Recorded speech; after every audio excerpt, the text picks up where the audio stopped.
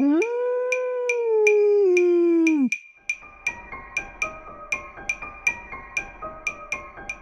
Êtes-vous prêt à voyager des frontières de vos peurs aux limites de vos rêves, à rencontrer des mythes et des légendes, des diables et des anges, à vous laisser conduire sur les chemins de l'étrange? Arcanum Fabulas. Saison 6.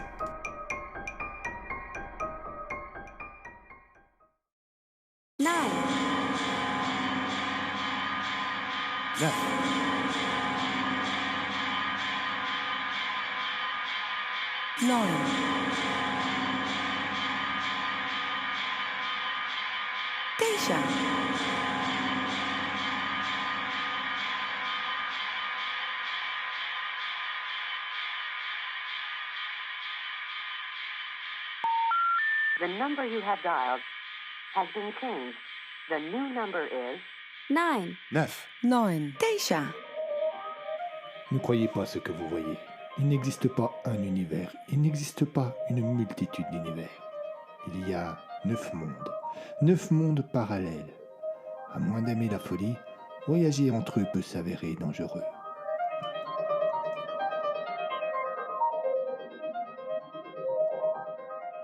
Les 9 parallèles.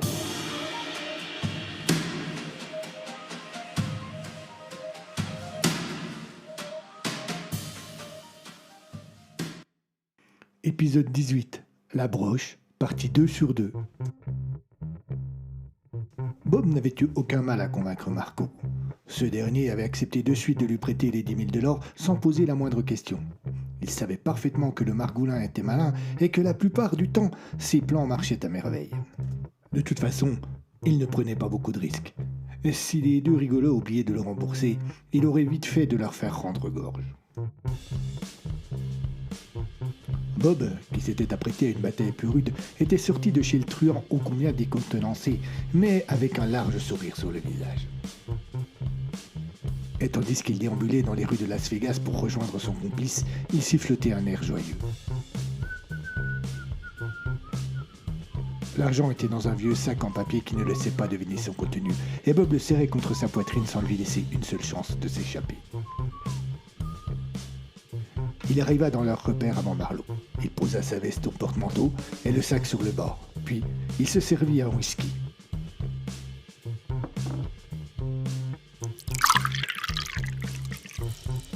Mais il n'eut pas le temps de le boire que l'on frappa à la porte.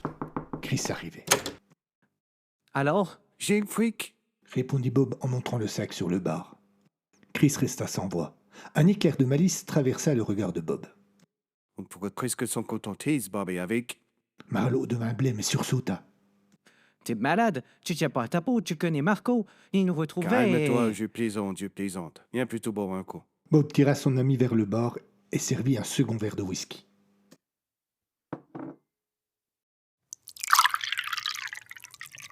Il eut à peine le temps de poser la bouteille que le téléphone se mit à sonner.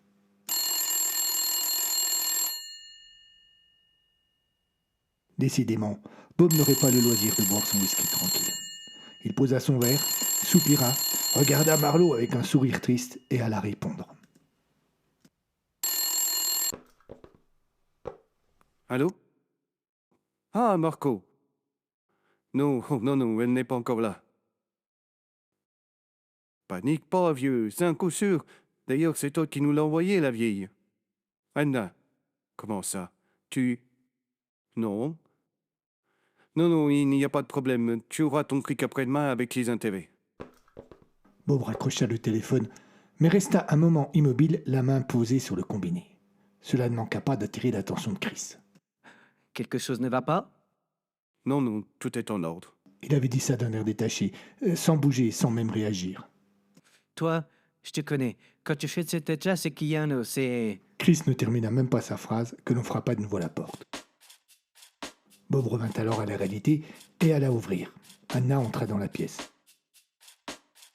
Il n'eut aucun bonjour, aucune autre formule de politesse. Le petit truand la regarda droit dans les yeux. Vous avez l'argent? Un peu surprise, la vieille femme hésita, puis elle ouvrit son sac à main et montra des billets à l'intérieur. Ok. Commençons à jouer. Pas de doute. L'ambiance était bien moins chaleureuse que la veille, et c'est sans échanger le moindre mot qu'ils gagnèrent la table de jeu. Chris prit les cartes et commença à les battre. Bob demanda.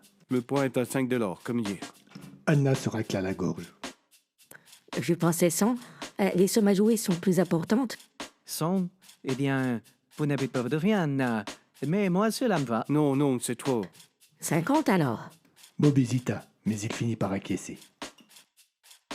Alors Chris commença à distribuer les cartes. Au moment où chacun allait regarder son jeu, Anna sursauta.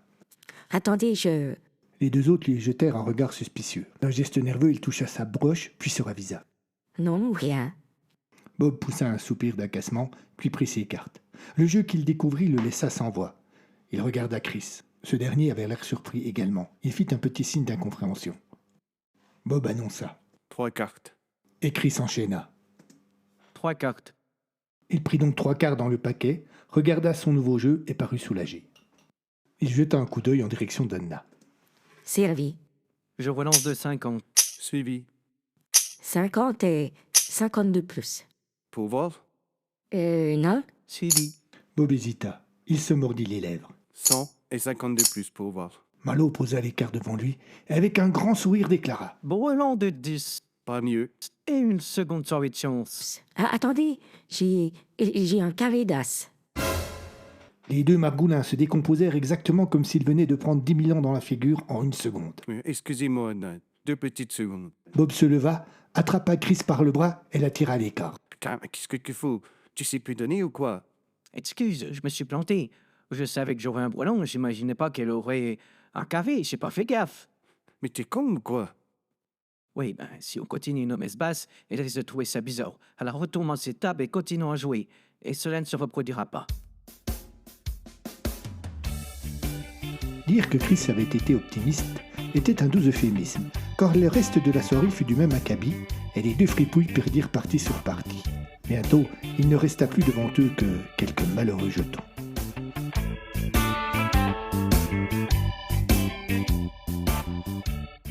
Encore 2 petites manches, et puis plus rien. Anna eut un très large sourire. Eh bien, messieurs, je suis plus en chance qu'hier soir. 15 000 $. Elle hésita et, timidement, ajouta. Puis-je vous demander de me payer, s'il vous plaît? Chris posa l'argent sur la table. D'un geste agacé, Bob l'imita, puis se leva et alla jusqu'au bar. Son complice le rejoignit et l'entretint à mi-voix. Qu'est-ce qu'on fait? On n'a pas laissé partir avec tout ce flic. Comment on va rembourser Marco? Qu'est-ce que tu veux que l'on fasse? T'es cinglé, Marco va nous tuer. Anna avait refermé son sac sur l'argent, s'était levée et dirigée vers la porte d'un pas hésitant. Messieurs, je vous quittais et je vous remercie encore. Comme elle ouvrait la porte, une idée traversa l'esprit de Bob. Attendez, Anna. Hier, j'ai été sympa avec vous. Je vous ai accordé votre revanche. Oui, mais On remet cela demain soir. On fait la belle. Toujours à 5 000. c'est que je ne sais pas si... Dans le pire des cas, au pire des 5 000, il vous restera les 5 autres que vous avez gagnés ce soir. Un court instant, Anna parut hésiter. D'accord, à demain. La porte venait tout juste de se refermer derrière Anna que Chris se précipita vers Bob. Mais t'es un grand malade, toi. C'est nous fait le même coup de ce soir. Et en plus, où est-ce que tu veux que l'on trouve de nouveau 10 000 $? Je ne comprends pas. Elle nous a roulé, nous, 2 coups. C'est la première fois que cela m'arrive. Elle doit avoir un trac énorme. Si nous la démasquons, personne ne pourra plus nous battre. Et si on se plante, comment on rembourse Marco? Oh, je veux pas me planter, t'inquiète pas. J'ai mon idée. Et pour les 10 000, Pas besoin. qu'est-ce que tu vas faire? Comprendre. Comprendre comment elle est arrivée là et comment elle nous roule. C'est Marco qui nous l'a envoyé. Non, tout à l'heure au téléphone, Marco m'a dit qu'il ne la connaissait pas. Qu'est-ce que tu racontes? Tu as dit que c'était Marco qui l'avait trouvé. Ah, je croyais. Elle m'a appelé, elle m'a dit qu'elle appelait de la part de Marco. Comme c'est la procédure habituelle, j'ai pas été surpris. Mais Marco m'a dit qu'il ne nous avait envoyé personne ces 15 derniers jours. Bon sang, mais alors d'où il vient? Cela, j'ai bien l'intention de le découvrir. Mais d'abord, je veux savoir comment il fait.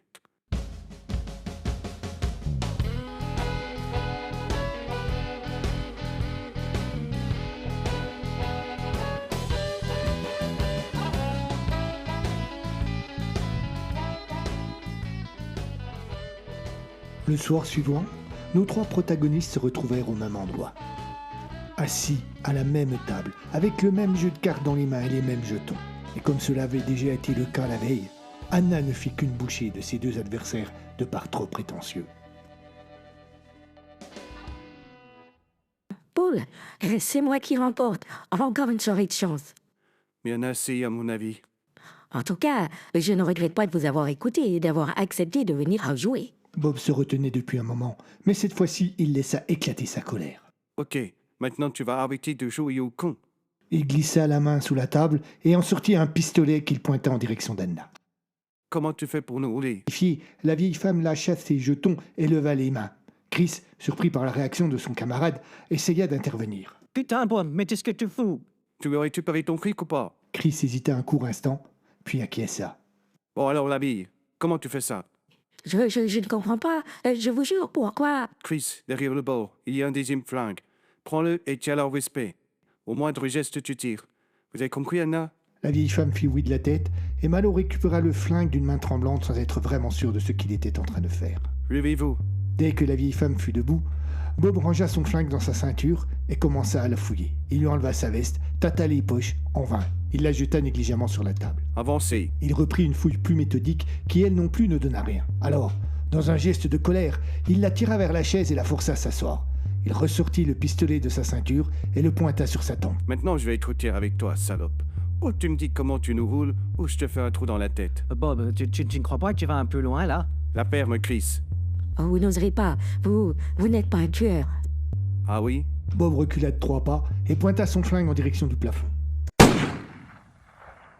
Bob, putain, mais arrête, qu'est-ce que tu fous? T'es malade? C'était loulou. Ou on récupère le fric, ou on est mort. D'accord. Je vais vous dire. Eh bien, voilà qui est plus raisonnable. Je t'écoute. Vous n'allez pas me croire. Tu accouches, oui? Anna jeta un regard inquiet sur son tortionnaire. Elle se racla la gorge, hésita, et puis commença. J'ai un pouvoir. Je peux arrêter le temps. Quand Chris distribue les cartes, avant que vous ne les regardiez, je touche ma broche. Le temps s'arrête et j'ai tout le loisir de voir vos cartes et de changer les miennes pour avoir une main plus forte. Elle afficha un sourire, cherchant à convaincre son interlocuteur. Il y eut un léger flottement. Et puis, Bob s'emporta. Alors là. Mais tu te fous vraiment de ma gueule. Tu veux que je te bute, c'est ça? Il reposa son arme contre la tempe d'Anna. Tu veux que je transforme ta tête en passoire? Arrête de me prendre pour un con. D'accord, je suis désolée, je vais tout vous dire. J'ai une doublure dans ma veste avec des cartes. J'ai fouillé ta veste, il y a rien. Ouais, c'est un système un peu spécial, je vais vous montrer. Bob recula de 2 pas et fit signe à Anna de se lever. Cette dernière alla récupérer sa veste sur la table. Eh bien voilà, quand je suis assise et j'ai accès... Elle ne termina pas sa phrase, toucha sa broche et immédiatement, les 2 voyous s'immobilisèrent. Anna sourit. Elle fit le tour des 2 statues qui, quelques secondes encore auparavant, la menaçaient. Pauvre équipe. Tu ferais même me croire quand je te dis la vérité. C'est un vrai défaut d'être aussi obtus. Et cela va te coûter cher. Sans grande difficulté, la vieille femme tourna les 2 hommes face à face, leur fit tendre le bras, pointer leur arme en direction de leur camarade, puis appuyer sur la détente. Elle s'éloigna tranquillement vers la porte. Juste avant de la franchir, elle toucha sa broche. Chris Malo, Bob Jarrod, 2 petits truands qui n'avaient aucun scrupule, 2 petits truands persuadés d'être les plus malins. Mais en se risquant sur l'une des 9 parallèles, ils sont tombés sur bien plus fort qu'eux.